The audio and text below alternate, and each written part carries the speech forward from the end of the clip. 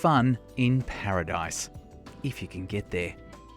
For people looking forward to a holiday, and those welcoming them, it's been more than a year of crippling uncertainty. It's a feeling of kind of anxiety, both the businesses that are involved and obviously for the tourists that are planning their holidays as well. In Cairns, boat hire operator Nikki Gemelli hasn't been able to plan staff numbers, stock levels or events. We find ourselves in a scenario where we really have difficulty doing that because of the consistent border issues and COVID bubbles. But perhaps there's a way forward. Visitors to Victorian ski resorts have had to show a recent negative COVID test to get on to the mountain. We have barriers across the road. We've got checking points down at the road. Anybody presenting now needs to be able to show to us, if they're from Melbourne, that they've had a negative test in the last 72 hours. That requirement has now been downgraded to a recommendation. But it's the start of opening up travel in the COVID age. From Thursday, Europeans who've been fully immunised can enjoy quarantine-free travel in the region. They have a vaccine passport, which comes as a verified digital certificate allowing them to travel.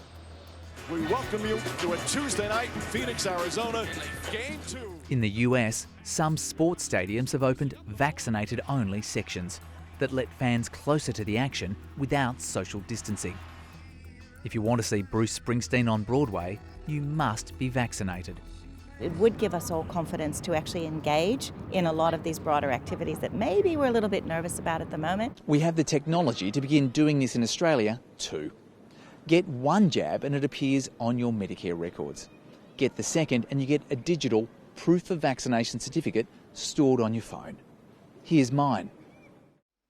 The issue is caught between different levels of government.